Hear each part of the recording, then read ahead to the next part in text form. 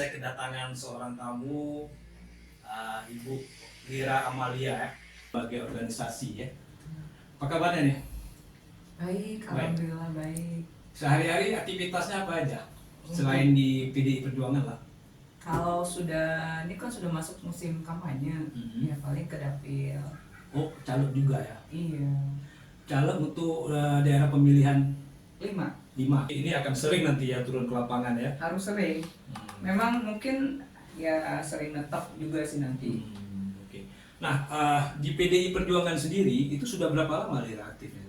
Saya memasuki 22 tahun. Maksudnya aktif 22 tahun? Iya, 22 tahun. Umurnya berapa emangnya? Dari tahun 2003. Oh, 2003. Iya, Lama sama sekali ya. SMA-nya di 2002.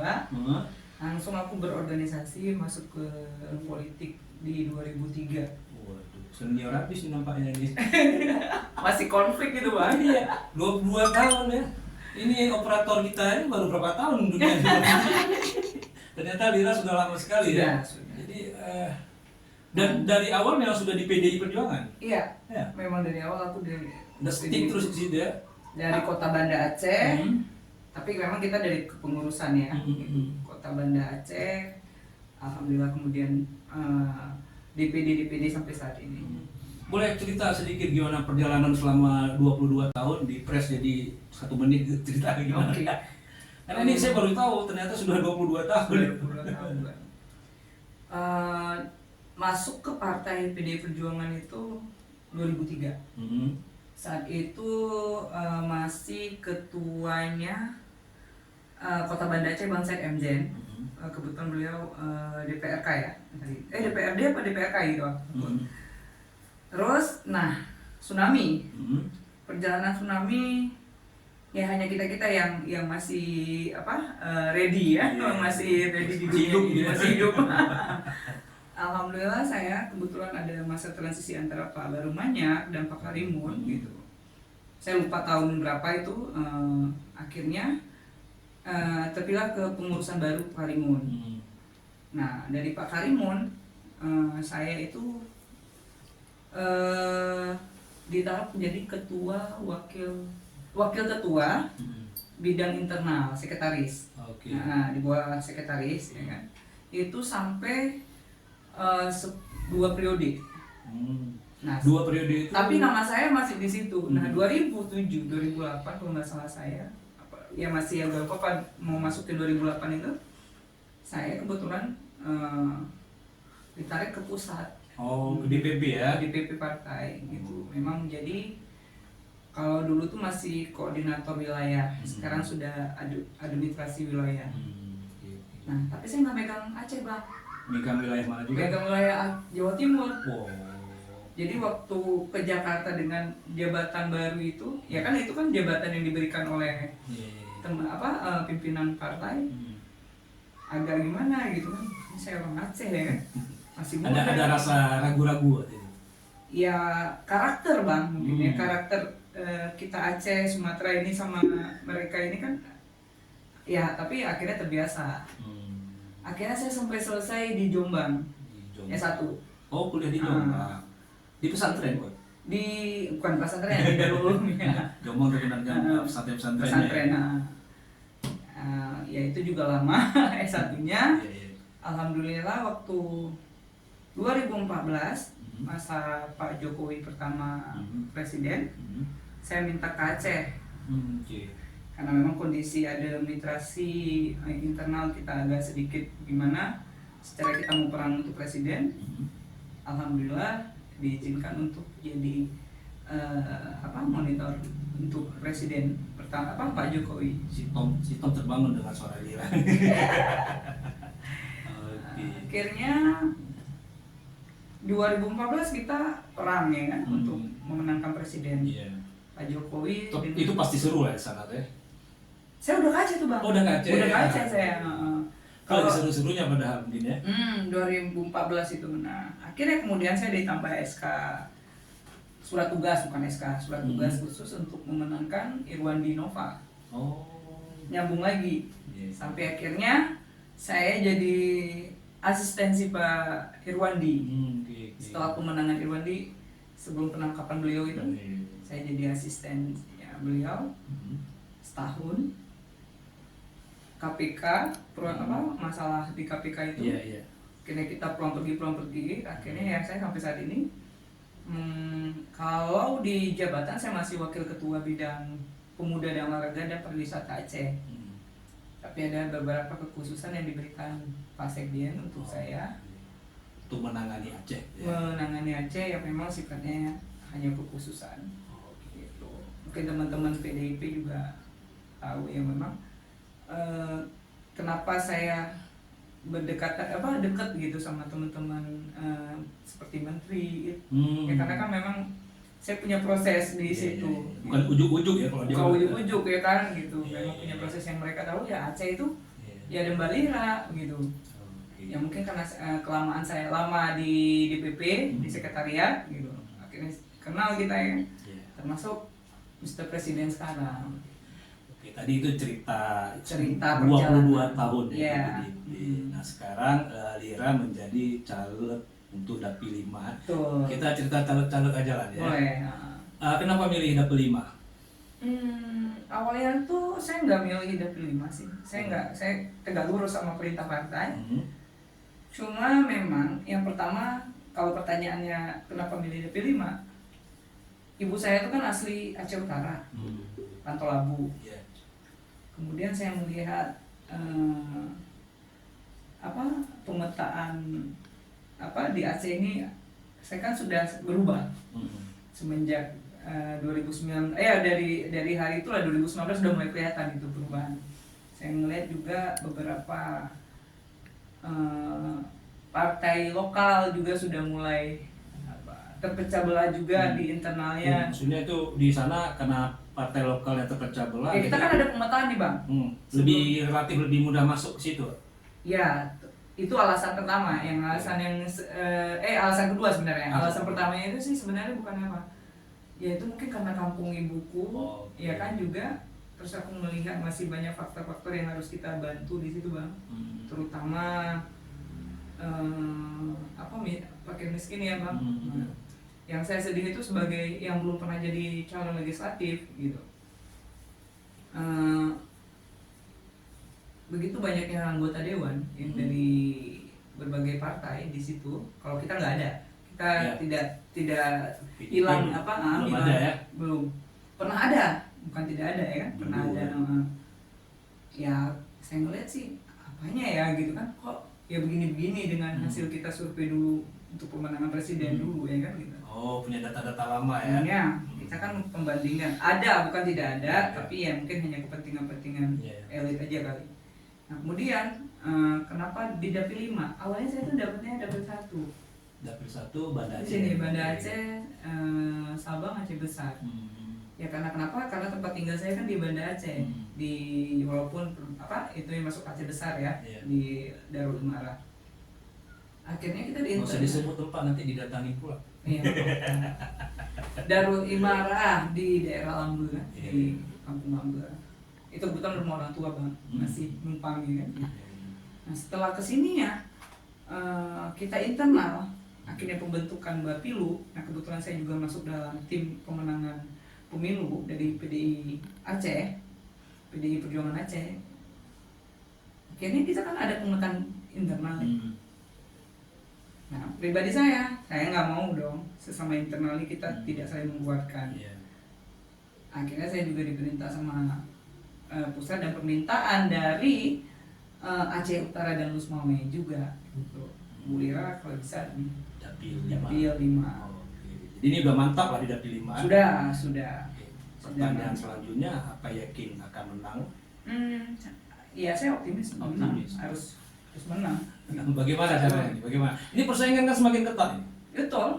Gimana caranya? Pertama pas persaingan, pasti uang juga ya kan, luar biasa. Apalagi daerah saya itu kan daerah luas itu, 27 itu daerah kecamatan ya. Kalau saya sebut daerah kaya miskin, yang kayanya banyak, yang kayanya banyak. Saya nggak tahu miskinnya kaya banyak. miskinnya gimana, tapi yang jelas kalau kita ngelihat ke lapangan memang banyak yang miskin. Iya, artinya gini, kayanya banyak, miskinnya banyak, ada gap yang jauh gitu. Iya benar. Jadi itu agak rumit gitu ya. Betul. Itu gimana tuh strateginya? Turun Turun. Kita harus turun ke masyarakat. Jadi bukan hanya kan selama ini saya mendengar ya Bang, saya mendengar itu, wah di Aceh Utara nih intervensi bagaimana begini. Tapi setelah kita turun, itu nggak ada, dan bahkan kita juga Nggak ada apanya nih? nggak ada intervensi tertinggi, maksudnya intervensi dalam kata, oh nggak bisa masuk nih PDI Perjuangan, oke. ke Ada pihak-pihak yang ini melarang. ini gengnya ini gitu-gitu. Ada memang ada itu. Tapi kayak kami ini juga, kalau tim saya yang saya bentuk ini, ya memang tokoh-tokoh masyarakat di situ gitu yang harus saya rangkul gitu, bagaimana ini kinerja sebelum masa ini ya, yang persiapan saya. Akhirnya saya melihat memang benar di situ tuh harus turun kita ke menyentuh hati masyarakat langsung gitu. Nggak perlu dengan apa gitu pertemuan banyak-banyak tuh enggak. Makanya aku sampai sekarang belum ada pertemuan yang rame-rame itu Bang. Terus turun-turunnya gimana? Ya langsung ke ini door to door gitu. door to door, Face to face, face to face gitu ya. Selain atribut partai yang kita lagi masih proses juga beberapa ya, apa adanya aja dulu.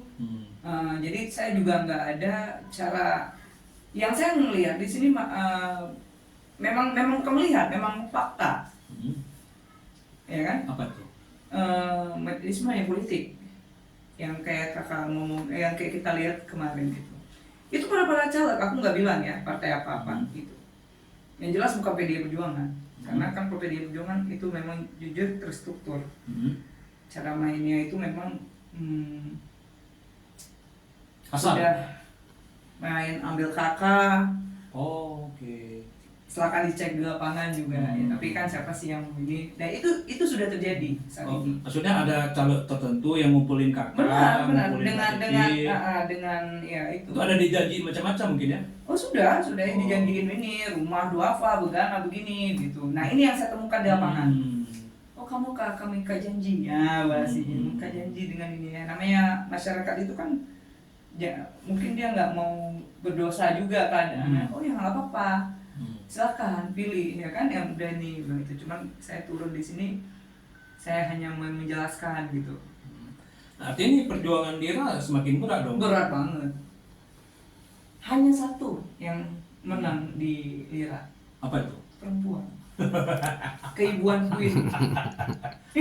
Kebapakannya nggak ada ya? Keibuannya? Keibuanku ini. Artinya satu-satunya caleg perempuan gitu? Bukan, maksudnya yang bisa menjual nama okay. Selira ini ya, karena Selira ini perempuan jadi lebih ya gitu. Artinya Lira ingin apa ya, memfokuskan pada keibuan gitu ya? Iya, dan memang di sana saya ngeliat juga kan ada beberapa visi misi saya jadi dewan untuk apa membantu masyarakat sana. Yang pertama yang paling lemah itu ini Bang, perempuan dan anak. Itu masih sampai sekarang Bang. Oke, dari zaman dulu gitu ya, juga benar. ya. Siapapun Salah satunya masalah hukum kan. Mungkin itu banyak terjadi. Maksudnya banyak kasus hukum yang memang tidak ya mungkin gini Bang. Kasus hukum yang menimpa ibu dan anak. Iya benar. Yang nggak bisa diselesaikan ya. Contohnya pelecehan seksual gitu ya, di bawah umur ya kan gitu.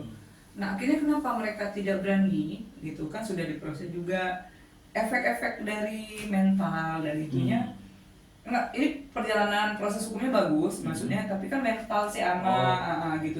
Terus gini lagi, ya mungkin karena dia orang yang miskin, akhirnya apa walaupun kita di sini ada lembaga apa hukum khusus LBH khusus yang diperbantukan, itu juga kurang maksimal ya. Juga Bang, yang kacamata saya ya di sana. Jadi ya supaya basicnya hukum juga aku melihat itu yang pertama tujuanku. Kemudian ya ekonomi ini ya kreatif yang harus kita kembangkan di sana. Gimana?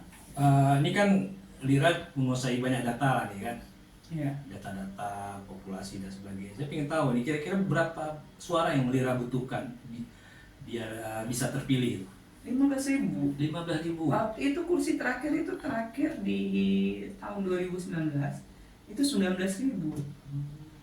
Saya banyak banget. Banyak banget ya. Iya. Jadi kalau suara badan itu kan luar biasa lah. Suara badan itu ya saya harus meraih itu. 15.000 ya itu suara badan lebih kurang lah lebih ya. kurang, belum suara. Kalau kita konversikan ke Pokoknya minimal 19.000 bang. kalau kita konversikan ke biaya kampanye berapa tuh kira-kira habisnya? Kalau kita nggak terstruktur sistem kerjanya, banyak banget habis bang. Iya. Sekali turun, apalagi saya kan memang bukan orang menetap di daerah sana.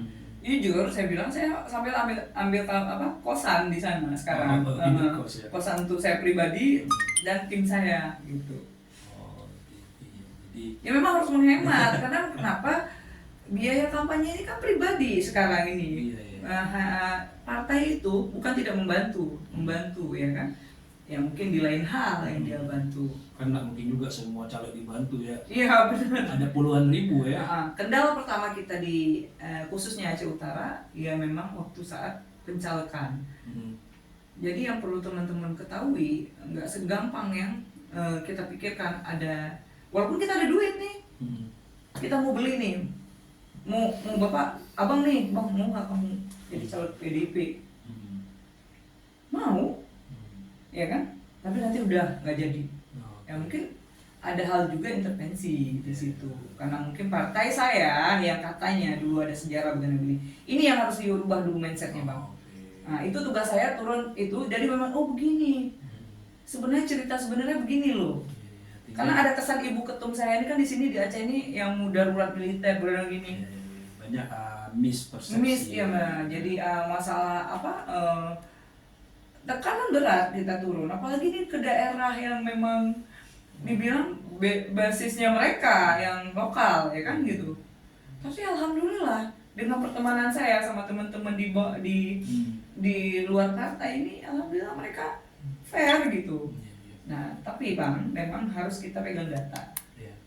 Nggak bisa juga kita berdasarkan feelingnya ya. Feeling nggak bisa. Ini teman banyak nih kayak milih semua. Oh iya benar, enggak. Kita sama-sama orang lapangan. Apalagi saya 22 tahun di partai ini kan. Iya, udah lama kali ini. Dan selalu masuk ke dalam Bapilu Badan Pemenangan Pemilu. Kalau 22 tahun seharusnya udah jadi ketua partai loh. Aceh gitu. Ya itu mungkin itu urusan ibu ya kan. Mungkin kalau kiranya jadi ketua partai saya mungkin masuk partai. Ya semoga aja ke depan lebih terpimpin yang baik lah. Terus saya juga ada melihat di medsosnya Lira pada periode pemilu Pilpres sebelum itu kan sangat aktif ya mengkampanyekan capres Pak Jokowi waktu itu kan. Benar. Nah hari ini apa masih aktif mempromosikan capres dari PDI Pak Ganjar? Oh sangat. Kebetulan ini saya potong sedikit. Di Aceh ini ada partai-partai pendukung tapi enggan gitu mempromosikan capresnya. Oh kalau kita memang kalau PDI Perjuangan dari Pak Jokowi pertama dulu naik juga. Dan jujur aja yang berani pasang foto baliho Pak Jokowi 2019 itu hanya saya Pak. Iya, saya boleh dicek itu di mana-mana. Di dekat tempat jual martabak aja ya. Saya tuh DPR RI kan, calon DPR RI, Dapil 1 Aceh nomor 7 2019. Dan saya memang jujur, yang pertama saya memang nggak berperang di sini, nggak perang. Hanya saya memenuhi kota 30% wanita perempuan ya. Terus apa yang kita branding di sini kepartaian saya itu tugas utama saya kan, saya harus membersihkan nama baik ibu di Aceh itu sebagai sebagai anggota PDI Perjuangan itu sebagai kader.